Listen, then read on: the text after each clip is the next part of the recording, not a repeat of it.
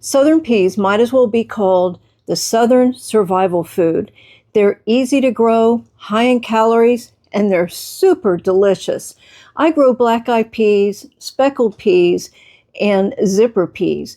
Well, today I'm going to show you exactly how easy it is to preserve your peas, whether you want to dry them, freeze them, or can them. So come on into my kitchen and I'll show you what I've got going on in here. All I have not provided. I've been very busy harvesting and also working. So as I shelled my peas, I couldn't get to them right away. So you shell your peas, put them in a jar, and stick them in the refrigerator as soon as possible. Do not wash them yet. You wash them when you're ready to preserve them. If you get extra moisture in here, they'll have a tendency to spoil before you can get to them. So just shell them and put them in your jars and put them in the refrigerator. So I've got some zipper peas. They're just now starting to be harvested. And I think this is all the black-eyed peas I got this year. This year was kind of funny with peas. I didn't get the amount of harvest I normally do. It just got so hot so quickly. I think that had a lot to do with it.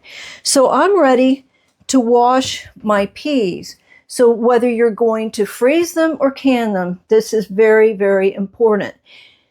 If you're going to dry them, that's optional. You can wash them before or after they're completely dried and you're ready to use them. I always rinse my dried beans and peas anyway, so you don't have to wash them before you put them in the dehydrator, unless you want to. It certainly won't hurt them. Drying peas is a very economical way to preserve your peas. All you're going to do is rehydrate them and then cook them as you normally would. Now these are probably, I don't know, 4 years old now. I've just not ever cooked them, but they're good as new. There's nothing wrong with these peas. So the dehydrator that I have is a inexpensive Nesco, and I was lucky enough to find mine in a Goodwill before Goodwill got crazy with their prices. So this is a fairly inexpensive dehydrator, and it needs to have at least 4 trays in order for the air to circulate through it well. So even if you don't fill up the 4 trays, you'd have to stack it 4 trays deep. And also, as you can see here, the peas would fall through this tray. And so you're going to have these smaller inserts that go here.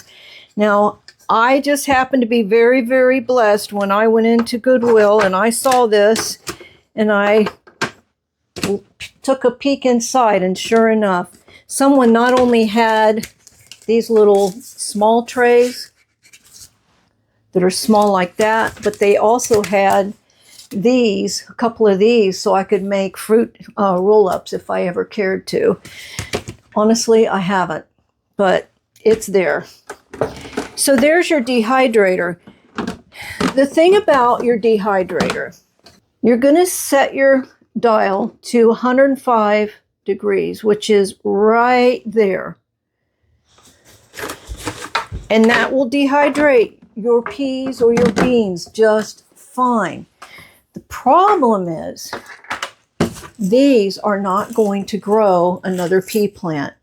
Just at 105 degrees for an extended long period of time has rendered them non-viable, I guess you could say.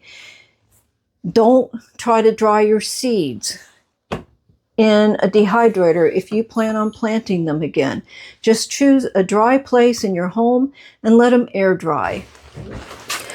So I'm going to start with the zipper peas first. Now I want to can this bunch of peas right here, so I'm not going to put them in the pan. I'm going to put them right directly into a jar. Now, I do recommend that you get a name brand jar because this is a ball. I've used them for years. They will literally last you for decades. So I'm just going to use the pot to catch any strays that happen to miss the jar. And that's too many.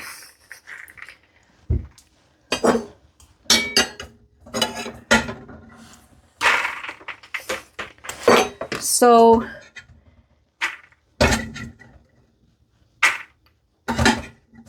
just at the bottom of the rings right here. So if I turn that sideways, you can see. Just fill it to there, and we'll come back to this in a minute. Now I'm only going to can 2 pints of peas. And so that's all I'm going to do right now with this batch. There's a little. I'm going to continue to pick through until I see absolutely no more spots.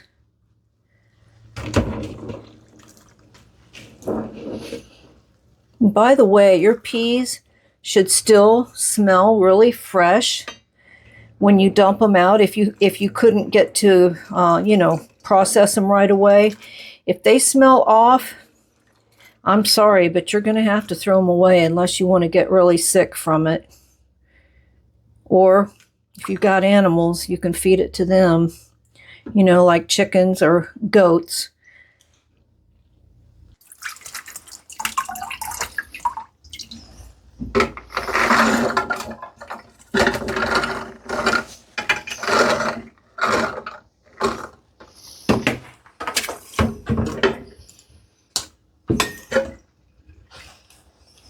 I have 3 different pressure cookers here. This big one is what I use when I have quarts to process. This little one is one that you can use if you want to process some pints. So there's 2 different kinds here, but they're still very similar. This one has a rocker that goes on top. And this one has like a disc that goes, and it has different holes for the different amounts of pressure that you want. I live in Florida, and I have always used the 10-pound pressure. This rocker, it has different rings that you can add for the amount of pressure that you want.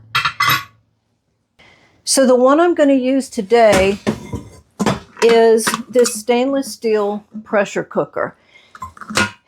I cook food in my stainless steel. I do not cook food directly in my aluminum pots.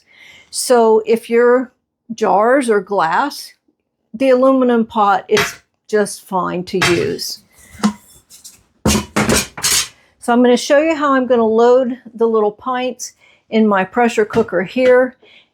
But just know that the same principle applies whether you've got a big canner like this one or a medium-sized canner like this one. This one will do quarts. This one will do pints. My stainless steel pressure cooker is not really a canner, but it still works. If you've got an Instant Pot, it's the same thing. It will work. I'm not familiar with Instant Pots, so you're going to have to do your research for that. But I'm sure the principle is still the same.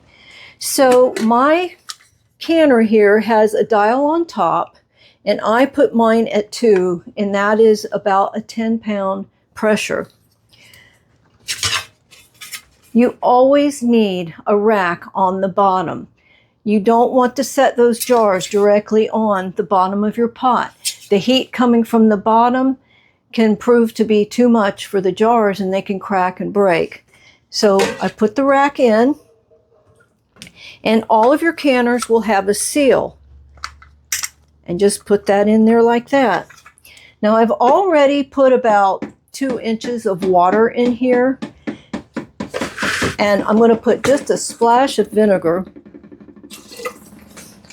And that's optional. It just keeps your jars from getting that calcium buildup or hard water buildup on the outside. Just makes a prettier jar when they come out.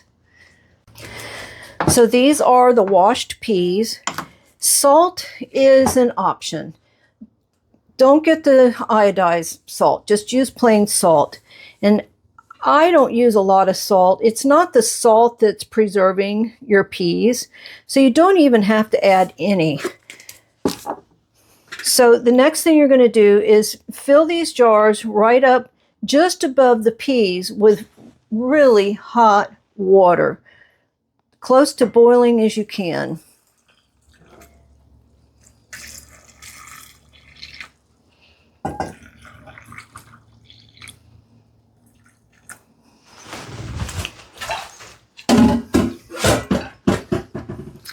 You're going to get your lids.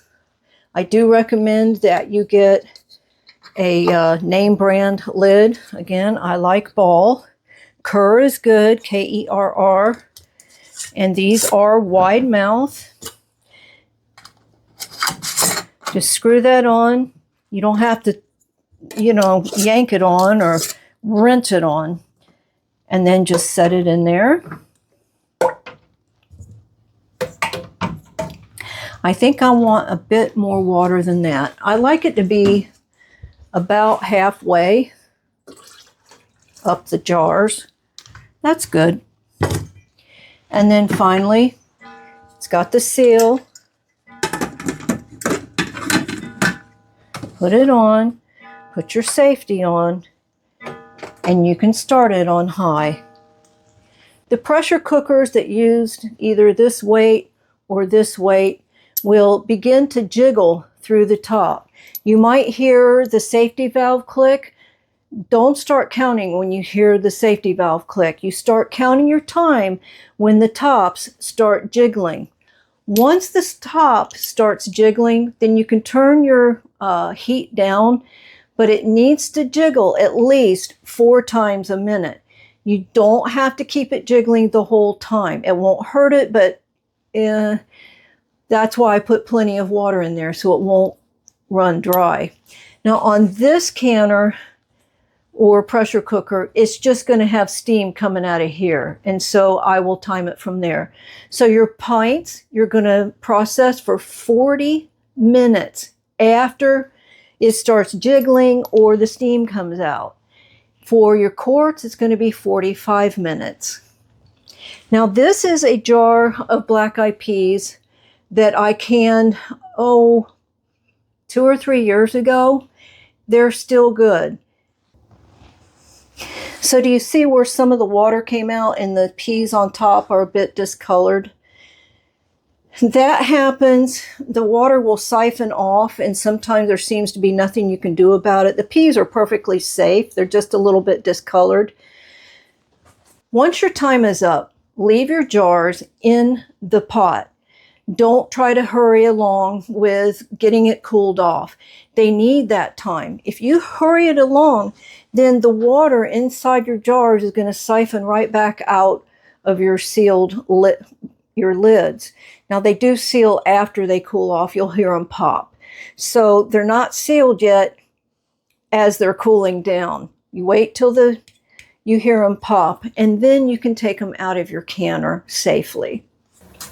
While I'm waiting on the pressure to build up in that canner, I've been washing these peas, picking over them again, and now I'm just going to dump all of them right into the pot here, and I'm going to cook them until they're done. That's how I prepare them for freezing. It's super duper easy. If you like the taste of fresh peas, that's how you're going to get it. Just wash them, cook them till they're done, and you're going to put them in the containers. As soon as they are done, put the lid on, label it, and stick it in the freezer. So you see how it's steaming? So I'm going to turn the heat down and put the timer on for 40 minutes.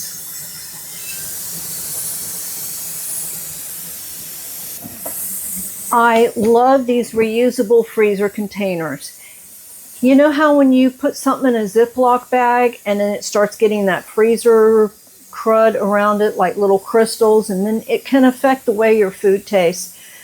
That doesn't happen with these. I've seen stuff be in my freezer in one of these for 2 or 3 years, and they don't get that frost on the inside.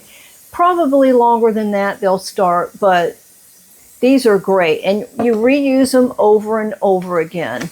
So the same size lid for either the quart or the pint. I'll leave a link in the description below. So I'm just going to fill this pot of peas with water to cover. I'll bring it to a boil and then turn the heat down to a simmer and just keep an eye on it. And when they're done to the amount that you like, then you're all done. You're ready to load them up into the freezer containers. If you want to wait until they've cooled off, you can do that too. I cooked the peas that I'm getting ready to freeze right here while I was waiting for the pressure canner to do the 40-minute, and you see there's still some steam coming out and the red button is still up. You don't want to hasten this cooling down period. So I'm probably going to wait, let's see, it's 12:51. I'm probably going to wait a couple hours before I come back to the kitchen and finish this. So by that time, those peas should be about lukewarm. I did say you can go ahead and pack them for the freezer right away, but I think I'd rather just let them be lukewarm before I put them in there. Well, it's 4:05 in the afternoon, and the pressure cooker has had lots of time to bring down the pressure. It's not completely cooled off, but it's at a really good temperature to bring those jars out. And the peas that I cooked ready for the freezer has cooled down. They're still pretty warm, but they've cooled down a lot. So I'll release the pressure, open the lid.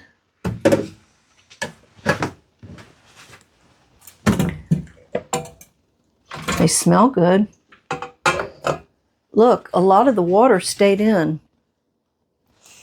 So it really does make a difference if you'll just be patient and let them cool down for quite a while before you take them out. This jar here, the ring was pretty loose when I brought it out, but it is sealed, and this is what matters. You can reuse the rings over and over again.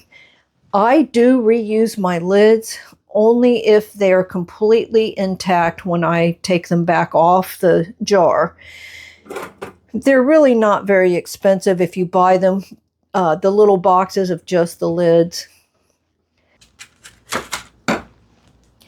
Go to your office supply area in your favorite store and get these labels here. They stick to the lids a lot better than a lot of your labels that are for food prep. So I'm going to be using the little pint containers. I'm the only one in my family that eats these. So pints are perfect for me. I just like putting a bowl underneath just to catch any drips. This makes cleanup a little bit easier. And I like to put enough water in there to cover the peas. And I do not season these. I don't put salt. I don't put anything in them.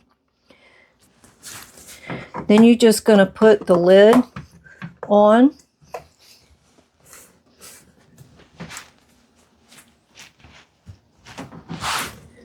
And I'll label them when I get them all done. So out of just one strip, I'm going to get 4 labels. Now, if you want to, I'm just going to put the month and the year. Though I am sure that by the end of this year, all of these will be gone. Now, those will stay on in the freezer until you use them. I've used these kinds of labels for years. And I've tried using the fancier labels for food prep, and they don't stick as well. So 3 ways to preserve your southern peas. You can dry them. In fact, you really don't need a dehydrator. If you air dry your peas, as you have seen, if you miss one that's been stung, you could have a larva crawling around in there. So I just recommend that you heat it up just a little bit, just to be sure if there's anything in your dry peas that you've killed it. Just know if you do that, you're not going to be able to plant these. They won't grow another plant if you heat it. And then you've got your canned peas. You do need a pressure cooker of some sort. These are not water bath. You have to have a pressure cooker. Remember, pints are 40 minutes under pressure or 45 minutes for quarts under pressure. My favorite way is just to freeze them. You cook up a big pot of peas, you put them in your containers, and you put them in the freezer. So a quart or pints. So this is 8 pints. It would have made 4 quarts. Now, wasn't that easy? Thanks for watching. I hope it was helpful. Why not subscribe? I'll show you how to grow vegetables organically.